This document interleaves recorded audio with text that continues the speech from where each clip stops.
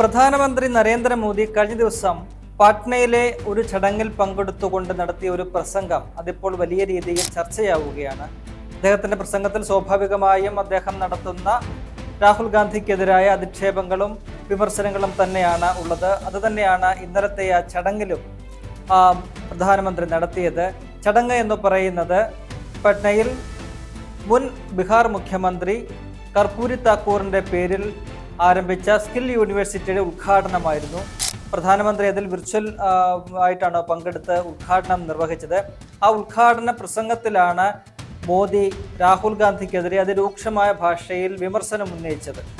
അത് അദ്ദേഹത്തിൻ്റെ പേടിയിൽ നിന്നും ഉടലെടുത്ത ഒരു വിമർശനമായിട്ടാണ് ഇപ്പോൾ രാഷ്ട്രീയ നിരീക്ഷകർ ഒക്കെ തന്നെ വിലയിരുത്തുന്നത്. കഴിഞ്ഞ കുറേ നാളുകളായിട്ട് ഇന്ത്യൻ രാഷ്ട്രീയത്തിലും പ്രത്യേകിച്ച് ബീഹാർ രാഷ്ട്രീയത്തിലും രാഹുൽ ഗാന്ധി വളർത്തിയെടുത്തിരിക്കുന്ന ഒരു സ്വാധീനം അത് നരേന്ദ്രമോദിയെ എത്രത്തോളം ഭയപ്പെടുത്തുന്നു എന്നതിൻ്റെ നഗ്നമായ ഒരു ഉദാഹരണമായിട്ട് ഇന്നലത്തെ മോദിയുടെ ആ പ്രസംഗം മാറിയിട്ടുണ്ട്. അദ്ദേഹത്തിൻ്റെ വാക്കുകൾ ഇപ്രകാരമായിരുന്നു: ഈ ബീഹാറിൽ പലരും ജനനായകരാകാനുള്ള ശ്രമം നടത്തുന്നുണ്ട്, അത് ഇവിടുത്തെ ജനത അംഗീകരിച്ചു കൊടുക്കരുത്, അതിനെതിരെ എല്ലാവരും വിജിലൻ്റ് ആയിരിക്കണം എന്നാണ് മോദി പറഞ്ഞത്. അദ്ദേഹം പറയാനുള്ള കാരണം, ഈ മുൻ മുഖ്യമന്ത്രി കർപ്പൂരി താക്കൂർ അദ്ദേഹമാണ് ബീഹാറിന്റെ ജനനായകൻ എന്ന പദവി അലങ്കരിക്കുന്ന രാഷ്ട്രീയ നേതാവ്. അദ്ദേഹത്തെ മാത്രമാണ് ബീഹാറിലെ ജനത അങ്ങനെ വിശേഷിപ്പിക്കുന്നത്. ജനനായകൻ എന്നാണ് അദ്ദേഹത്തെ ജനങ്ങൾ വിശേഷിപ്പിക്കുന്നത്. ആ പദവി ഇപ്പോൾ തട്ടിയെടുക്കാൻ പലരും ശ്രമിക്കുന്നുണ്ട്, അത് അനുവദിച്ചു കൊടുക്കരുത് എന്നാണ് നരേന്ദ്രമോദി പറയുന്നത്. ഒപ്പം തന്നെ അദ്ദേഹം പറയുന്നത്, കർപ്പൂരി താക്കൂർ ഏതെങ്കിലുമൊക്കെ സോഷ്യൽ മീഡിയ ട്രോൾ ഗ്രൂപ്പുകളുടെ ഒക്കെ തന്നെ പിൻബലത്തോടെ നേടിയെടുത്ത ഒരു സ്ഥാനമല്ല ഈ ജനനായകൻ എന്ന് പറയുന്നത്. അത് അദ്ദേഹത്തിൻ്റെ പ്രവർത്തന ഫലമായിട്ട് അദ്ദേഹത്തിന് ജനങ്ങൾ അംഗീകരിച്ചു കൊടുത്ത ഒരു സ്ഥാനപ്പേരാണ്. അത് മോഷ്ടിക്കാനായിട്ട് നിങ്ങൾ അനുവദിക്കരുത് എന്ന് അദ്ദേഹം പറയുന്നുണ്ട്. അപ്പോൾ മോദിക്ക് രാഹുൽ ഗാന്ധിയെ സംബന്ധിച്ച് ആ ഒരു പേടി ഉടലെടുത്തിരിക്കുന്നു എന്നതാണ് വളരെ പ്രധാനപ്പെട്ട ഒരു കാര്യം. രാഹുൽ ഗാന്ധി ജനനായകനായിട്ട് മാറുന്ന തരത്തിലേക്ക് അദ്ദേഹം ഉയർന്നിരിക്കുന്നു. അദ്ദേഹത്തിന്റെ പ്രവർത്തികളൊക്കെ തന്നെ ആ രീതിയിലേക്കായിരിക്കുന്നു എന്ന് മോദി സ്വയം ഭയപ്പെടുന്നു എന്ന് നമുക്ക് മനസ്സിലാക്കണം എന്നാണ് കരുതേണ്ടത്. അതായത് കഴിഞ്ഞ മാസമാണ് രാഹുൽ ഗാന്ധി അവിടെ ബീഹാറിൽ വോട്ടർ അധികാർ യാത്ര നടത്തിയത്. തന്റെ വോട്ട് ചോരിയുമായി ബന്ധപ്പെട്ടുള്ള വെളിപ്പെടുത്തലിന് ശേഷമാണ് രാഹുൽ ഗാന്ധി വോട്ടർ അധികാർ യാത്ര നടത്തുകയും ആ ബീഹാറിലെ ജനമനസ്സുകളിലേക്ക് ഇറങ്ങിച്ചെല്ലുകയും ചെയ്തത്. ഇപ്പോൾ ബീഹാറിലെ ജനങ്ങൾക്കിടയിൽ ഒരു തരംഗമായിട്ട്, ഒരു താരമായിട്ട് രാഹുൽ ഗാന്ധി മാറിയിരിക്കുന്നു എന്നതാണ് യാഥാർത്ഥ്യകരമായ ഒരു വസ്തുത. ഇനിയിപ്പോൾ ഏതാണ്ട് 3-4 ആഴ്ചകൾ കഴിഞ്ഞാൽ അടുത്ത മാസത്തോടു കൂടി തന്നെ ഈ ബീഹാർ നിയമസഭാ തെരഞ്ഞെടുപ്പ് നടക്കാനിരിക്കുകയാണ്. 15-നകം തന്നെ നിയമസഭാ തെരഞ്ഞെടുപ്പുകളെല്ലാം പൂർത്തിയാക്കി ഫലപ്രഖ്യാപനം വരും എന്നാണ് മനസ്സിലാക്കാൻ കഴിയുന്നത്. അതിന് മുന്നോടിയായിട്ട് രാഹുൽ ഗാന്ധി അവിടെ നടത്തുന്ന പ്രചരണങ്ങൾ അത് ഇന്ത്യ മുന്നണിക്ക് വലിയ ആവേശം സൃഷ്ടിക്കുന്നുണ്ട്. ഒപ്പം തന്നെ മറുവശത്ത് BJP നേതൃത്വം നൽകുന്ന NDA മുന്നണിക്ക് വലിയ രീതിയിലൊരു ആഘാതം, ക്ഷീണം സൃഷ്ടിക്കുന്നുമുണ്ട്. ഇതിൻ്റെയൊക്കെ ഒരു ഫ്രസ്ട്രേഷനും ബുദ്ധിമുട്ടുകളും നിരാശയും ഒക്കെ തന്നെയാണ് നരേന്ദ്രമോദിയുടെ ഇന്നലത്തെ വാക്കുകളിൽ നമുക്ക് കാണാൻ കഴിയുന്നത്. അതായത് കർപ്പൂരി താക്കൂറിന് ശേഷം ജനനായകൻ എന്നുള്ളൊരു പദവിയിലേക്ക് ബീഹാറിൽ രാഹുൽ ഗാന്ധി വളരുന്നു എന്നത് BJPയെയും ഒപ്പം തന്നെ നരേന്ദ്രമോദിയെയും എത്രത്തോളമാണ് അസഹിഷ്ണുരാക്കുന്നത് എന്ന് ആ വാക്കുകളിൽ നിന്ന് നമുക്ക് മനസ്സിലാക്കാൻ കഴിയും.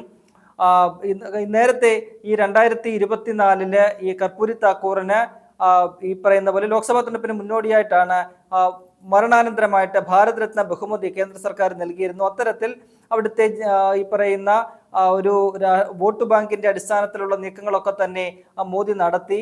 അതിന് ശേഷമാണ് ഇപ്പോൾ രാഹുൽ ഗാന്ധി വലിയൊരു തിരിച്ചടിയിലൂടെ ഒരു റാലി നടത്തുകയും ഒരു യാത്ര നടത്തുകയും ഒക്കെ ചെയ്ത് ഈ പറയുന്ന ബീഹാറിലെ ജനങ്ങളുടെ മനസ്സിലേക്ക് ഇറങ്ങിച്ചെന്ന ഒരു താരമായിട്ട് ഇങ്ങനെ അവതരിച്ച് നിൽക്കുന്നത്. അത് BJPയെ തെല്ലൊന്നുമല്ല അലോസരപ്പെടുത്തുന്നത് എന്ന് നമുക്ക് ഇപ്പോൾ വ്യക്തമാകുന്നുണ്ട്. ഈ കർപ്പൂരി താക്കൂറിലേക്ക് വരികയാണെങ്കിൽ അദ്ദേഹം 1924 ജനിക്കുന്നത്. ബീഹാറിലെ ഒരു ദളിത് കുടുംബത്തിൽ അദ്ദേഹത്തിന്റെ ഏതാണ്ട് ബാർബർ എന്നൊക്കെ പറയാവുന്ന ആ ജാതിയിലാണ് അദ്ദേഹം ഉള്ളത്. അത് ഈ 1924 ജനിച്ച അദ്ദേഹം 1957 ആദ്യമായിട്ട് ഈ തെരഞ്ഞെടുപ്പ് രാഷ്ട്രീയത്തിലേക്ക് ഇറങ്ങുന്നത്. അദ്ദേഹം ഒരു സോഷ്യലിസ്റ്റ് ആയിരുന്നു. രാജ്യത്ത് തന്നെ അറിയപ്പെടുന്ന ഒരു സോഷ്യലിസ്റ്റ് നേതാവാണ് അദ്ദേഹം. അദ്ദേഹത്തെ രാഷ്ട്രീയത്തിലേക്ക് ആകർഷിച്ചത് മറ്റൊരു സോഷ്യലിസ്റ്റ് നേതാവായിരുന്ന രാം മനോഹർ ലോഹിയാണ്. അദ്ദേഹത്തിന്റെ പാത പിന്തുടർന്നുകൊണ്ടാണ് കർപ്പൂരി താക്കൂറും രാഷ്ട്രീയത്തിലേക്ക് എത്തുന്നത്.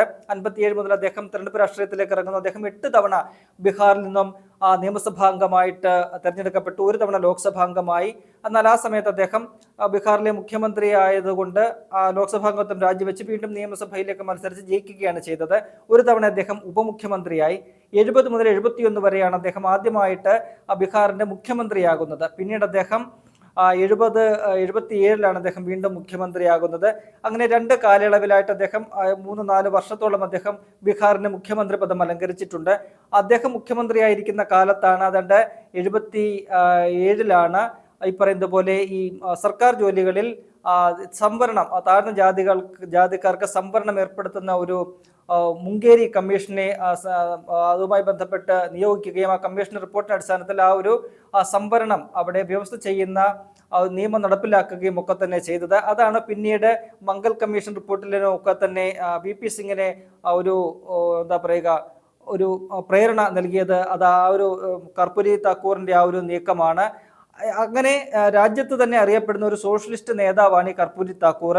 അദ്ദേഹത്തിന്റെ പിതൃത്വം ഏറ്റെടുക്കാനുള്ള, അദ്ദേഹത്തിനെ സ്വന്തമാക്കാൻ BJP കഴിഞ്ഞ കുറെ കാലങ്ങളായിട്ട് നടത്തുന്ന നീക്കങ്ങൾ രാജ്യം ഒന്നാകെ തന്നെ കണ്ടുകൊണ്ടിരിക്കുകയാണ്. BJPക്ക് എങ്ങനെ അദ്ദേഹത്തിന്റെ ഒരു ലെഗസി അവകാശപ്പെടാൻ കഴിയും എന്നൊരു ചോദ്യം ഉയരുന്നുണ്ട്. ഈ കർപ്പൂരി താക്കൂറിന്റെ ഒരു പിന്മുറക്കാരായിട്ടാണ്, അല്ലെങ്കിൽ അദ്ദേഹത്തിന്റെ രാഷ്ട്രീയത്തിൽ ആകൃഷ്ടരായിട്ടാണ് പിന്നീട് ഈ പറയുന്ന നിതീഷ് കുമാർ ആണെങ്കിലും രാംവിലാസ് പാസ്വാൻ ആണെങ്കിലും ലാലു പ്രസാദ് യാദവ് ആണെങ്കിലും ഒക്കെ തന്നെ ഈ സോഷ്യലിസ്റ്റ് പാതയിലേക്ക് വരികയും അവർ രാഷ്ട്രീയത്തിൽ സജീവമാകുകയും ഒക്കെ തന്നെ ചെയ്തത്. ആ ഒരു കർപ്പൂരി താക്കൂറിനെ, സോഷ്യലിസ്റ്റായിട്ട് ജീവിച്ചു മരിച്ച കർപ്പൂരി താക്കൂറിനെ അദ്ദേഹം 1988 മരിക്കുന്നത്. മരിക്കുന്നവരെ അദ്ദേഹം ഈ സോഷ്യലിസ്റ്റ് തന്നെയായിരുന്നു.